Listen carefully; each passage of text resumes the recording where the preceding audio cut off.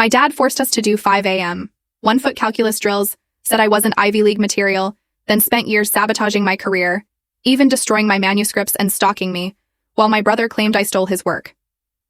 You know, there's nothing quite like the feeling of watching your own father try to set fire to your life's work, while your brother, a shell of the person he once was, frantically wipes your laptop clean. That was the moment I finally understood. If I didn't break free, they would literally destroy me. My dad. He's the most achievement-obsessed person I've ever met, hands down. Ever since my brother Jacob and I were little, our mornings started at 5 a.m. with his insane brain training. Picture this. We'd be standing on 1 foot, trying to solve calculus problems. And if we dared to get even one wrong, we'd have to rewrite entire textbooks by hand. Our bedtime routine? Seriously, it was reciting the periodic table backwards and drilling SAT vocabulary until we could define 500 words perfectly. I always felt sick with dread doing it, but Jacob? He was Dad's little genius machine. By 15, he was already taking college courses. And get this. He'd monitor my study time with a stopwatch, reporting me if I took a bathroom break longer than 3 minutes. He even created this twisted point system, deducting credits for every minute I wasn't studying. And my dad, instead of being concerned that his teenage son was acting like a prison warden, he actually bought Jacob a $2,000 laptop just to optimize his surveillance capabilities. Even though I hated how my dad wanted me to perform, a part of me, a deep, desperate part, still craved his approval. So I poured everything I had into trying to meet his impossible standards. I studied until my eyes literally bled, took every AP class imaginable, and never slept more than 4 hours a night. So when I finally got that acceptance letter from Yale with a full scholarship, my dad was the very first person I told. And what did he say? Only Yale? I suppose that's acceptable for someone of your limited capabilities. But Jacob would have gotten into all the Ivies. That was it. He then filed my acceptance letter away in a folder he labeled disappointments. Can you believe that? The real breaking point, though, came a week later. I walked into the house and found Jacob, passed out at his desk. Hidden in his drawer were empty Adderall bottles. When I tried to talk to him about it, he actually laughed. A hollow, chilling laugh. "Oh, these," he said, gesturing to the pills.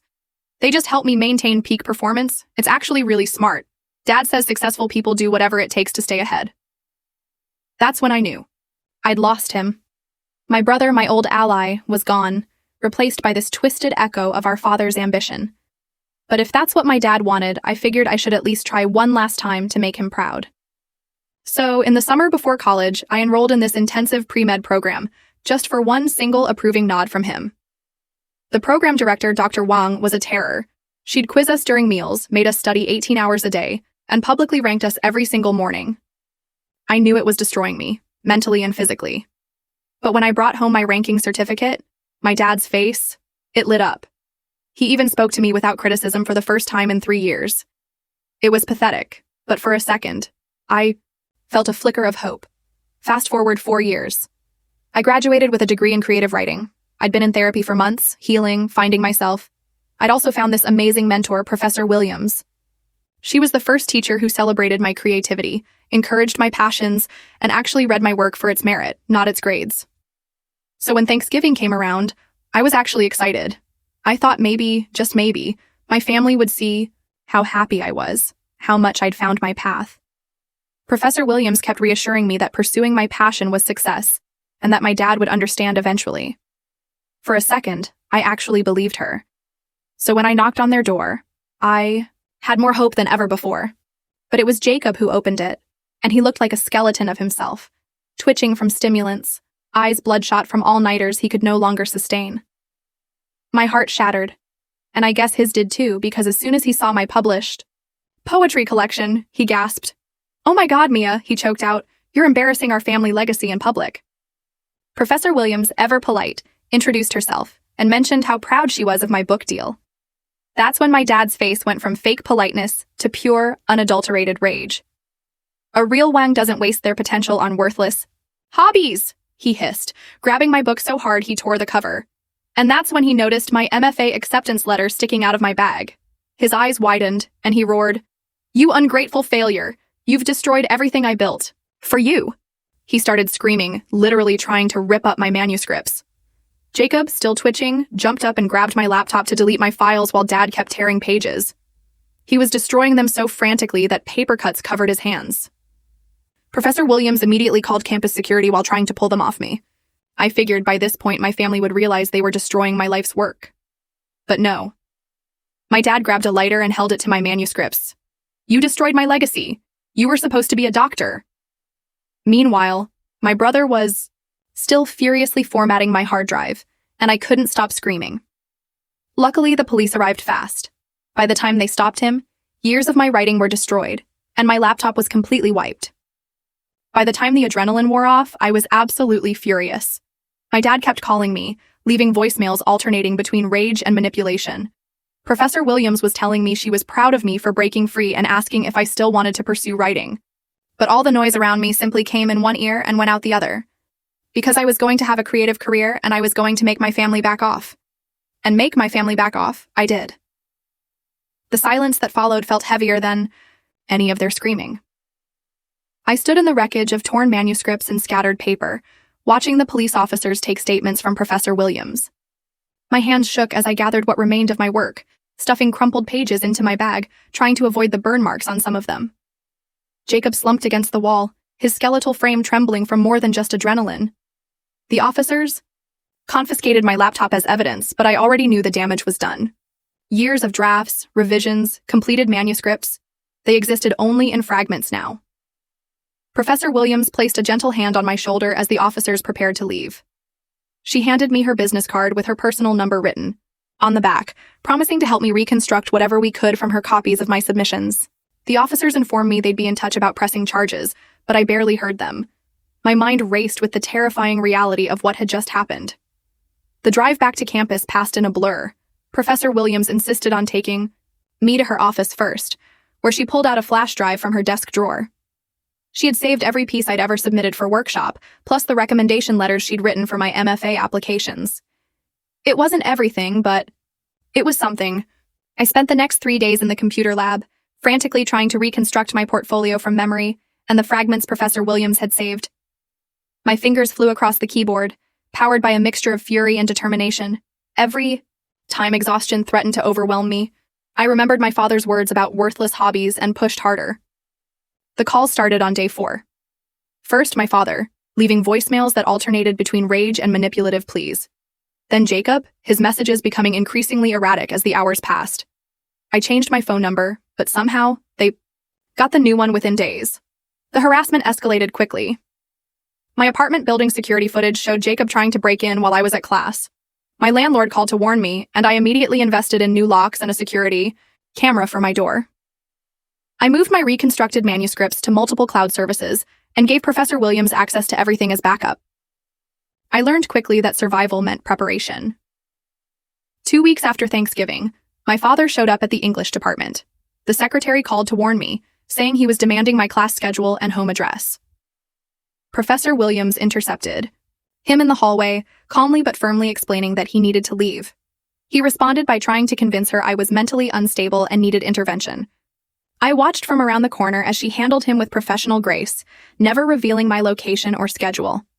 When he finally left, she found me hiding in the supply closet and walked me directly to campus security to file a report. They promised increased patrols around the English building. The false reconciliation attempt came through my university email. My father wrote a lengthy message about how he'd reflected on his behavior and wanted to support my writing career. He even offered to pay for my MFA program. The email seemed perfectly crafted to hit every emotional button, apologizing for the manuscript destruction and praising my published poetry. But something felt wrong about the sudden change. I forwarded it to Professor Williams, who confirmed my suspicions. The email contained subtle requests for information about my current projects, workshop schedule, and which professors I was working with. She helped me craft a brief response, declining contact while remaining professional. Jacob's attempts were less subtle. He created fake social media accounts to message my classmates, claiming I'd stolen his writing and published it under my name. Fortunately, my workshop peers knew my work well enough to recognize the lies. They blocked him and warned me about each new account. My chosen community was already stepping up. The next breaking point came when I discovered Jacob in my apartment. I'd returned from a late workshop to find him at my desk, photographing the papers I'd left out. My new locks lay on the floor, clearly picked with the skills he'd bragged about learning from YouTube videos during his manic study sessions. I grabbed my phone to call campus security while backing toward the door. Jacob lunged for the papers, knocking over my coffee mug in the process. The dark liquid spread across my newest revisions, and something inside me just snapped. I shoved him away from my desk, surprising us both with my strength. He stumbled backward, his dilated eyes focusing on me with disturbing intensity. His hands shook violently as he ranted about family honor and wasted potential. I recognized the signs of stimulant psychosis from my research for a character study. This wasn't my brother anymore, just a hollow version twisted by chemicals, and our father's poison. Campus security arrived within minutes, finding Jacob trying to stuff my manuscripts into his backpack. They detained him while I surveyed the damage. Coffee stains covered several pages, but most remained salvageable. I'd learned to keep multiple copies of everything now. The officer asked if I wanted to press charges for breaking and entering. I hesitated, thinking of the brother who once helped me with math homework before our father's influence consumed him. But then I saw him trying to tear pages even while restrained, and I nodded. He needed help I couldn't provide. Professor Williams arrived shortly after, having been listed as my emergency contact. She helped me gather my papers while the officers dealt with Jacob. Her presence steadied me as I faced the chilling reality that my family would never accept my choices. Over the following weeks, I developed an elaborate system to protect my work. Multiple cloud backups, physical copies in a safety deposit box, and everything password protected with two-factor authentication. I varied my routes to class and workshop, never establishing predictable patterns. My father's attempts grew more creative. He contacted the literary magazine that published my poetry, claiming I'd plagiarized the work. Fortunately, I had documentation of my entire creative process, including dated drafts and workshop feedback. The editor dismissed his claims and banned him from further contact. He then tried reaching out to other professors in the department, spinning stories about my mental health and academic integrity. Professor Williams had warned her colleagues, and they forwarded his emails to campus security without engaging. The paper trail grew thick with evidence of harassment. I threw myself into my writing with renewed intensity. Every story became an act of defiance. Every poem a declaration of independence. My workshop submissions grew darker but more powerful, processing the trauma through fiction. My peers responded with overwhelming support and constructive feedback. The MFA acceptance letters arrived in March. I'd been accepted to 3 programs, including my top choice with a teaching assistantship. Professor Williams cried when I told her, pulling me into a fierce hug. She'd written recommendation letters despite my father's attempts to discredit both of us. I chose a program across the country, far from my family's reach. The distance felt like freedom, even as I grieved the relationships I'd lost. I spent spring break apartment hunting in my new city, using a pseudonym for all rental applications to avoid being tracked. My father made one final attempt the week before graduation. He appeared at the honors ceremony rehearsal with Jacob, both dressed impeccably, as if nothing had happened. Security intercepted them at the door, but not before I saw Jacob's condition had worsened. His suit hung loose on his skeletal frame, and his movements carried the jerky quality of someone pushing their body past its limits. They shouted about family disgrace and wasted investments as security escorted them out. I stood frozen until Professor Williams appeared at my side, reminding me that my real family was the community I'd built through my writing. The other honors students surrounded me in solidarity, and we continued our rehearsal as if nothing had happened. Graduation day arrived with heightened security measures. The English department arranged for me to enter through a side door and sit in a protected section. Professor Williams walked with me, her presence a shield against any potential disruption. I decided to attend despite the risk because I'd earned this moment. As I walked across the stage to receive my diploma, I thought about the little girl who once recited the periodic table to earn her father's approval. She never imagined she'd find her worth in words instead of formulas, in creativity instead of compliance. The applause from my chosen family drowned out any lingering echoes of my father's disapproval. I spent the summer preparing for my move, systematically erasing my digital footprint and establishing new accounts under variations of my name. Professor Williams helped me navigate the legal system to obtain a restraining order against both my father and Jacob. The court dates were draining but necessary for my future safety. My writing flourished in this strange period of simultaneous destruction and rebirth. I completed a novella about a woman escaping a cult-like family, channeling my experiences into fiction that felt more truthful than any memoir. Professor Williams connected me with an agent interested in representing emerging voices. The night before my move, I sat in my empty apartment surrounded by boxes labeled with my new life. My laptop contained reconstructed versions of everything my family had tried to destroy, plus new work born from the ashes of their betrayal. I'd saved every piece multiple times, backed up in ways they could never reach. I thought about calling my mother, who'd remained silent throughout the ordeal, but I knew she'd chosen her side long ago, enabling my father's tyranny through her passivity.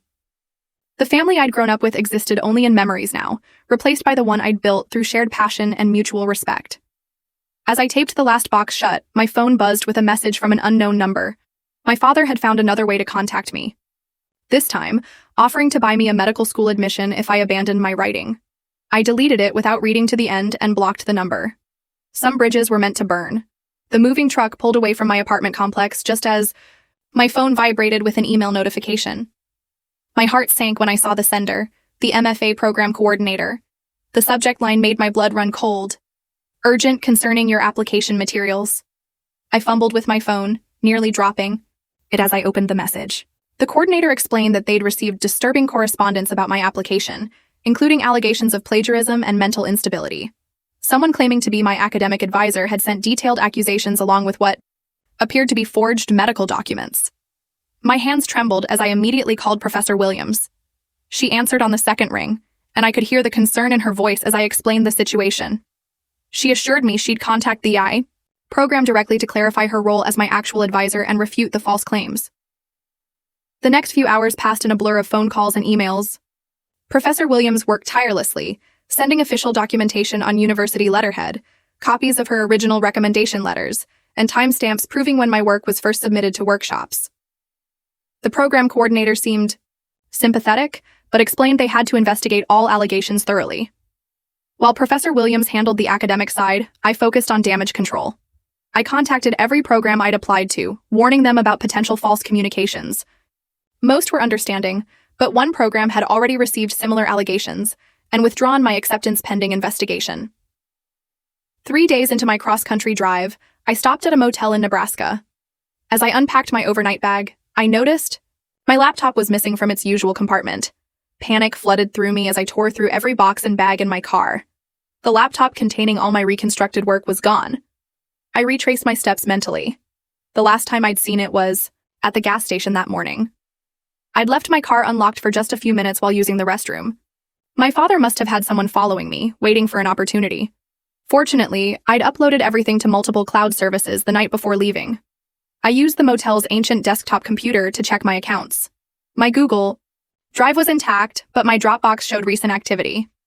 Someone had tried to delete files, but the version history saved me. I immediately changed all my passwords and enabled every security feature available. The motel clerk knocked on my door around midnight, saying someone was asking for me at the front desk. Through the peephole, I saw a man I didn't recognize holding an envelope. I called the police instead of opening the door. By the time they arrived, the man was gone, but security footage showed him leaving the envelope under my windshield wiper. Inside was a printed screenshot of my latest manuscript, with red ink corrections in my father's handwriting. At the bottom, he'd written a note explaining that he'd hired a private investigator to track my movements and would continue to monitor my career. He offered one last chance to abandon writing and return home to pursue medicine. I spent the rest of the night wide awake, drafting emails to establish a paper trail. I documented everything: the stolen laptop, the stalking, the false allegations to my MFA program. I sent copies to Professor Williams, campus security, and my new program's administration. The next morning brought a new crisis. My bank called about suspicious activity on my account. Someone had tried to access my student loan information and changed the disbursement details. The security questions they'd failed were the only thing preventing them from redirecting my funding. I spent hours on the phone with the bank's fraud department, adding extra security measures and passwords. They traced the access attempt to an IP address in my hometown. I changed banks entirely, opening new accounts at a small credit union that promised enhanced security protocols. As I continued driving west, the attacks intensified. My publisher received anonymous letters claiming I'd stolen my poems from a family member. My social media accounts faced constant hacking attempts. Every few hours brought a new crisis requiring immediate attention. I reached my new city exhausted but determined. The apartment I'd rented under a pseudonym was small, but secure, with good locks and a doorman who took his job seriously. I spent my first day installing additional security measures: a door brace, window locks, and a security camera that uploaded directly to the cloud. My MFA program orientation was still 2 weeks away, giving me time to establish myself. I visited the campus, introduced myself to the department secretary, and explained my situation to the program director. She was horrified but supportive, promising to flag any suspicious communications about me. Professor Williams called with good news. The investigation into the plagiarism allegations had concluded in my favor. The program recognized the harassment for what it was and confirmed my acceptance. She'd also connected me with a lawyer who specialized in harassment cases and offered to work pro bono. The lawyer, a recent graduate named Margaret Wang, no relation, thankfully, understood family harassment intimately. She helped me file for a more comprehensive restraining order that would cover digital harassment and third-party contact. The paperwork was extensive, but Margaret guided me through each step. Meanwhile, I established routines in my new city. I found a coffee shop with good security cameras where I could write safely. I varied my routes and schedules, never establishing patterns someone could track. I even dyed my hair and changed my style, anything to make myself harder to find.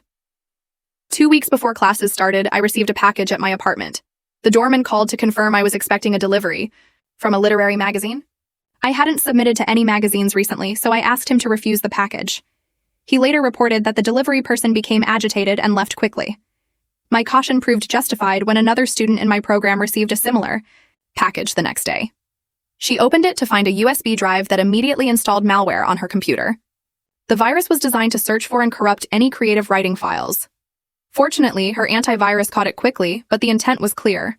I sent a warning email to all incoming MFA students about suspicious packages. The program director followed up with an official security notice. Several students reported receiving strange emails or social media messages asking about me. My father's network was expanding, but so was mine. The weekend before orientation, I discovered someone had been calling local therapists claiming to be seeking treatment for me. They'd spun elaborate stories about my mental health, trying to establish a false medical history. One therapist called me directly after becoming suspicious of the caller's insistence on documenting specific diagnoses. I spent hours contacting every mental health provider in the area, warning them about the false calls. Most were professional and understanding, promising to note the harassment in their records. Margaret added this to our growing file of evidence for the restraining order. My father's next move was more subtle. He contacted distant relatives I hadn't spoken to in years, spinning stories about my mental breakdown and pleading for them to intervene. My aunt called me in tears, convinced I was in danger. It took an hour to explain the real situation and convince her I was safe and thriving. Soon, my extended family divided into camps. Some believed my father's version. Others supported my choice to pursue writing. The family group chat became a battlefield of accusations and arguments. I eventually left the chat, but screenshots kept arriving from cousins who thought I should see what was being said. Jacob's harassment took a different form. He created a blog dedicated to exposing what he called my theft of his creative work. He posted fragments of stories claiming I'd stolen them, though the writing style was nothing like mine. He analyzed my published poems line by line, finding hidden messages and plagiarism that existed only in his stimulant-addled mind. The blog gained traction in certain corners of the internet where conspiracy theories flourished. Strangers began commenting on my social media, accusing me of stealing from my brother. I had to make all my accounts private and block dozens of users daily. My first week of classes arrived with a mix of excitement and anxiety. I'd prepared extensively, backing up all my work in multiple locations and warning my professors about potential disruptions. The program director had briefed campus security, and they promised extra patrols during workshop nights. The other students in my cohort were welcoming and supportive. Word had spread about my situation, and they formed a protective circle around me. We exchanged numbers and created a group chat for safety check-ins. Their solidarity meant more than they could know. During our second workshop, the fire alarm went off. As we evacuated, I noticed someone photographing the emergency exit from across the street. The figure disappeared before I could get a clear look, but I reported it to security anyway. They found no signs of tampering with the alarm, but the timing felt suspicious. My writing flourished despite the chaos. The constant threat sharpened my focus, and my work took on new urgency and depth. My workshop submissions explored themes of family, control, and identity with raw honesty that resonated with readers. My professors praised my growth and vulnerability. Then came the email that changed everything. A literary agent reached out, having read my work in the magazine my father had tried to discredit. She wanted to represent my poetry collection, and thought there might be interest in a memoir about breaking free from family expectations. The opportunity felt both thrilling and terrifying. I scheduled a video call with the agent, but technical difficulties kept interrupting. My internet connection, usually reliable, kept dropping at crucial moments. My laptop's camera malfunctioned. Then my microphone stopped working.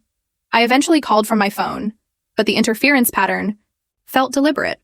Margaret helped me investigate and discovered someone had been war-dialing my internet provider, flooding them with service requests for my address. The constant changes to my account created the connectivity issues. We added internet harassment to the restraining order documentation.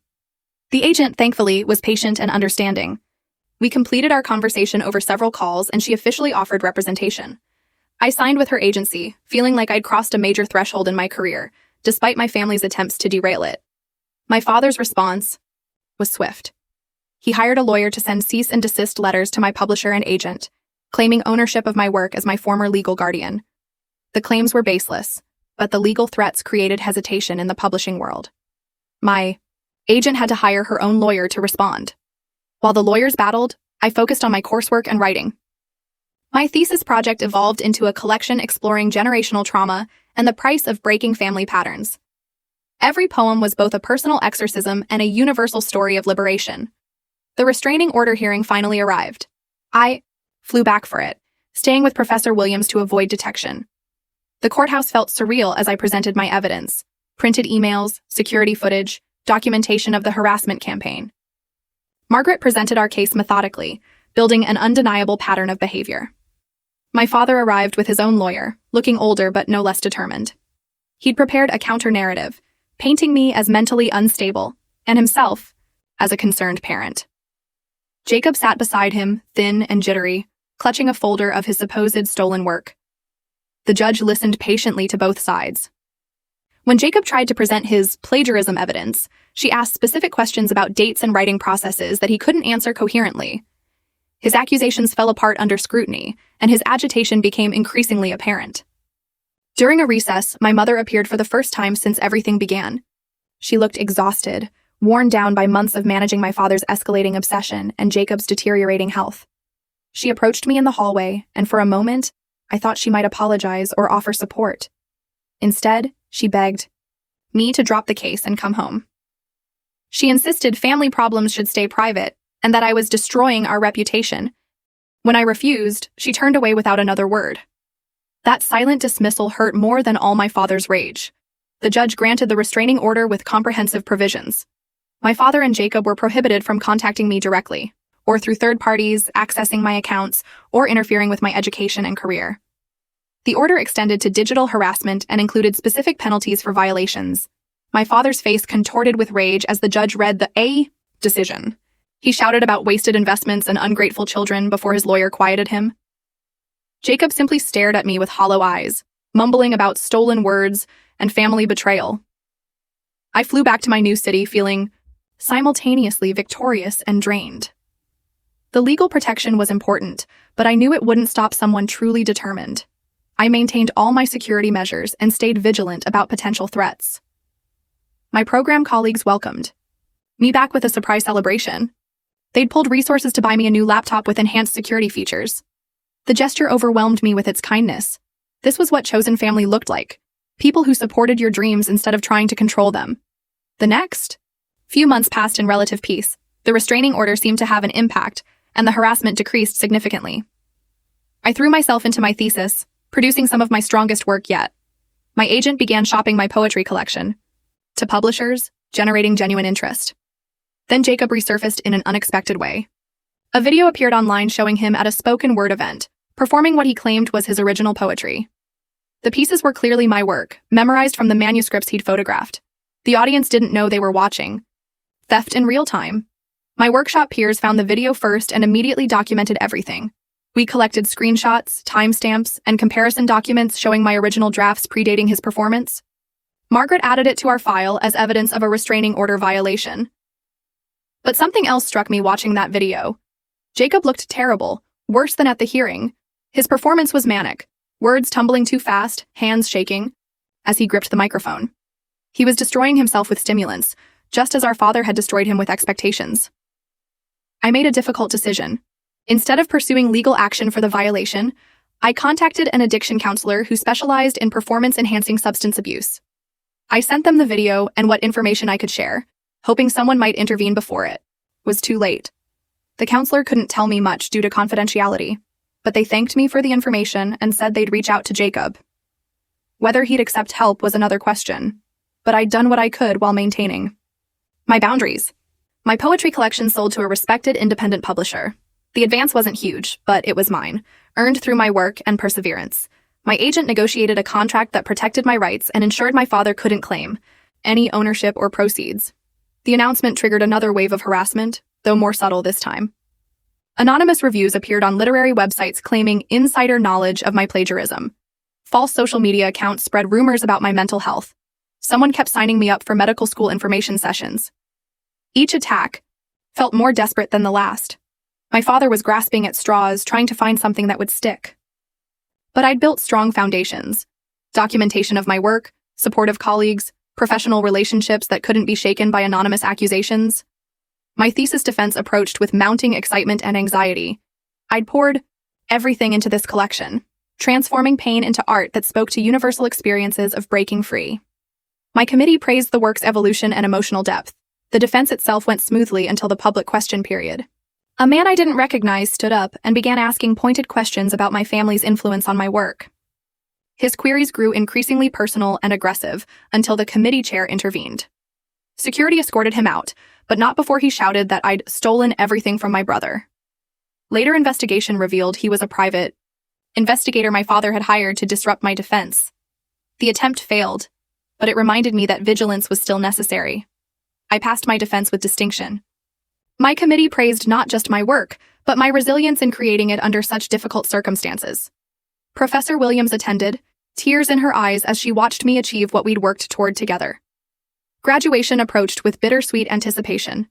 I'd succeeded despite everything, but the joy was tempered by the absence of family who should have been celebrating with me. My chosen family would be there, but the empty spaces still ached. A week before graduation, I received an unexpected call. My aunt, the one who'd initially believed my father's lies, had been watching everything unfold. She'd seen the restraining order documentation, witnessed Jacob's deterioration, and finally understood the truth. She offered to attend my graduation as family representation. The gesture meant more than I could express. Having one blood relative who chose to support my path felt like a small redemption of all I'd lost. My publisher planned a book launch for the week after graduation. Pre-orders were strong, and several literary magazines wanted to interview me about the collection.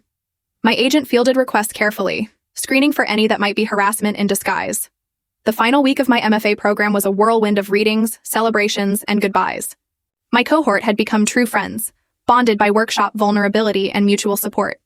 We promised to stay connected, to read each other's work, to celebrate future successes. Professor Williams flew in for graduation, bringing a gift that made me cry, a leather-bound journal inscribed with, "For your next chapter." Inside, she'd written a note about how proud she was of my journey and growth. Her mentorship had saved me in ways she'd never fully know. The graduation ceremony felt surreal. As I walked across the stage in my cap and gown, I thought about the girl who once solved calculus problems on one foot for approval. She'd found her own definition of success, one measured in metaphors and line breaks instead of test scores. My aunt sat in the audience, tears streaming down her face as she clapped. Around her sat my chosen family, Professor Williams, Margaret, my workshop peers, my agent. Their presence filled the space my biological family had abandoned. After the ceremony, we gathered for dinner at a restaurant near campus. Stories flowed along with wine, laughter replacing the tension I'd carried for so long. My aunt pulled me aside at one point, apologizing for not seeing the truth sooner, and promising to support my writing career however she could. That night, I sat in my apartment surrounded by boxes again, preparing for the next phase. My publisher had arranged readings in several cities, and I'd accepted a teaching position at a community college. The future stretched before me, full of possibility, and free from my father's shadow. My phone buzzed with one final message from an unknown number. This time, instead of threats or manipulation, it was Jacob. The text was simple. The counselor helped, getting clean. Sorry for everything. Your poetry is yours.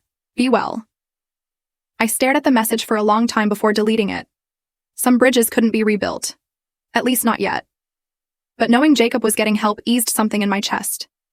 Maybe he could still find his way free from our father's poison. I packed the last of my belongings into storage, knowing my father would find any permanent address I established. The teaching position at the community college started in 2 weeks, but I'd learned to stay mobile. My manuscripts lived in encrypted cloud storage with offline backups scattered across 3 states. The first sign of renewed trouble came through my publisher's assistant. She forwarded an email from someone claiming to be a literary critic interested in reviewing my collection. The writing style felt familiar, the questions too specific about my family background. I recognized my father's phrasing hidden beneath academic language. I instructed the publisher to ignore all review requests that didn't come through established literary channels. They agreed, having dealt with enough harassment to understand the situation.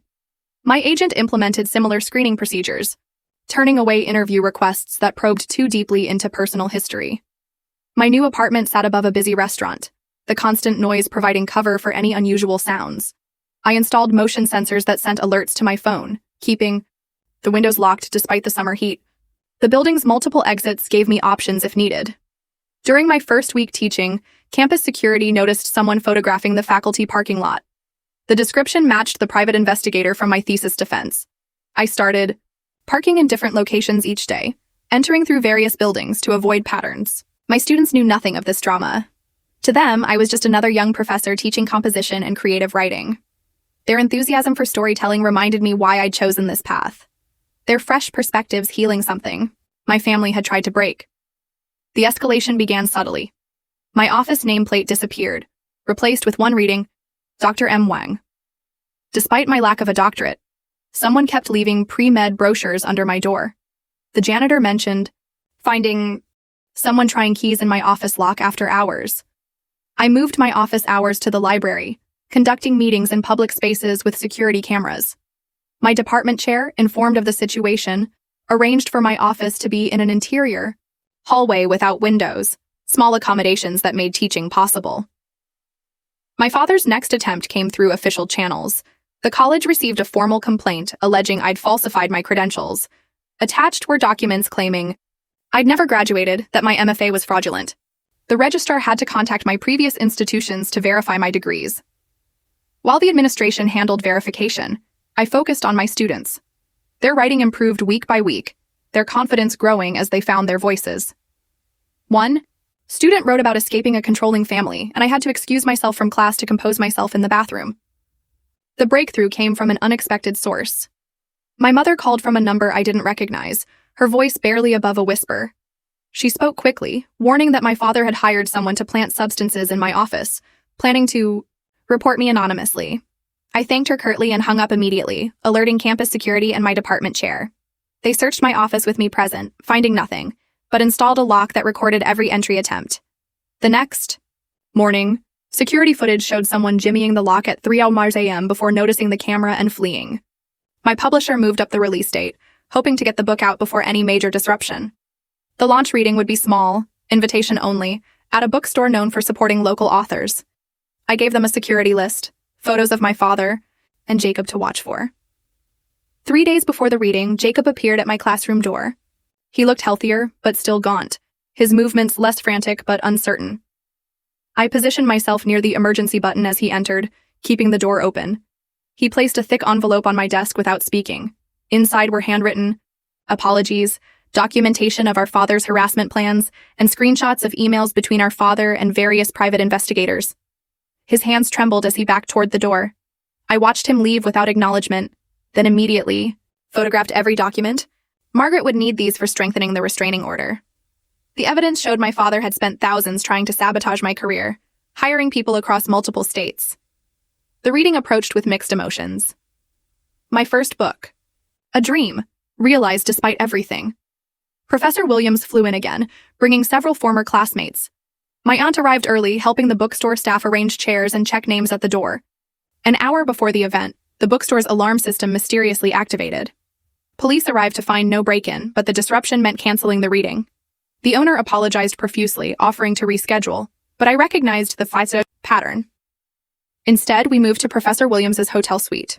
20 people crammed into the space, sitting on beds and floors as I read from my collection.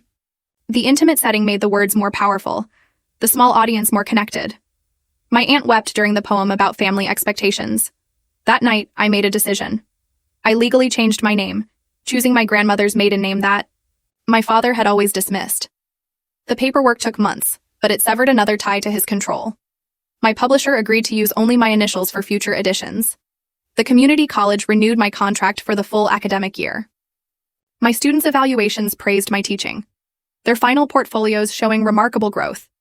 I found stability in their eagerness, purpose in their development as writers. My father's attempts grew desperate. He created a website dedicated to exposing my supposed fraud, posting fabricated evidence of plagiarism. He contacted literary bloggers, offering exclusive interviews about his ungrateful daughter. Most ignored him, but some picked up the story before fact-checking revealed the truth. I responded by living well. My classes filled quickly, students drawn to my approach. I started a writing group for faculty and staff, building community within the college. My poems appeared in respected journals, each publication a quiet victory. The restraining order violations piled up, but prosecuting them would mean returning to my hometown.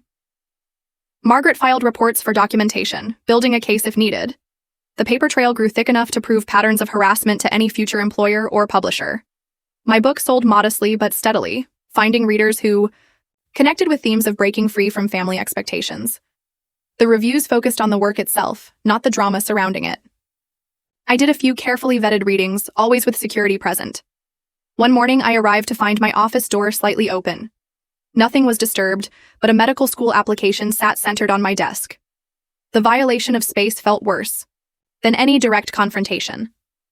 Security reviewed footage, but found nothing. The cameras mysteriously offline during that hour. I taught my classes that day with shaking hands, refusing to let fear show. My students deserved better than a professor, distracted by personal drama. We workshopped stories about resilience, about characters overcoming obstacles through determination rather than confrontation. The semester ended with student readings. They performed their work with pride, families applauding their growth. I sat in the back, watching their confidence bloom. This was what mattered, not my father's endless campaigns or Jacob's deteriorating loyalty. Summer brought a temporary reprieve. I taught online courses from various locations, never staying anywhere long enough to establish patterns. My writing flourished in this nomadic period, new poems emerging from the constant movement.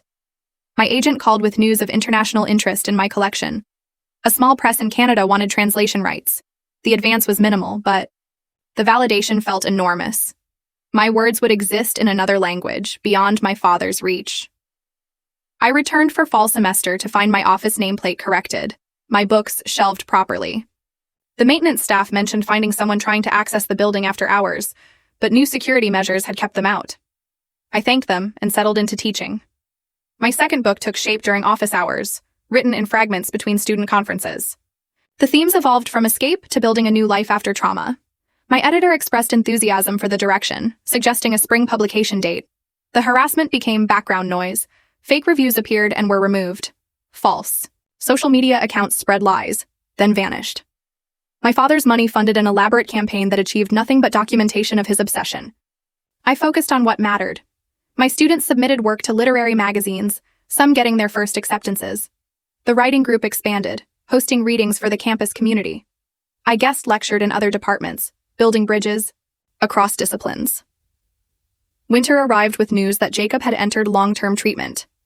The information came through my aunt, who'd maintained distant contact with my mother. I felt relief, but no urge to reach out. Some relationships couldn't be salvaged, only mourned. My life settled into rhythms of teaching, writing, and careful vigilance. The security measures became routine, the precautions automatic.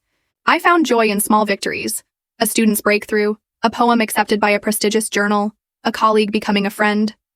The spring semester brought new students, fresh voices eager to tell their stories.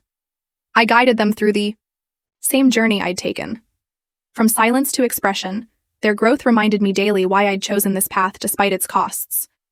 My father's campaign sputtered, running out of steam and money. The investigators stopped appearing. The false reviews slowed. Perhaps he'd finally accepted defeat, or simply found the expense unsustainable. Either way, the quiet felt strange after years of constant assault. I published my second collection to stronger reviews and sales. The launch reading happened, Without incident, a normal literary event in a bookstore filled with supporters. Professor Williams attended again, beaming with pride as I read new work born from survival. Teaching became my anchor. Each semester brought students struggling with their own family expectations, their own dreams dismissed as impractical.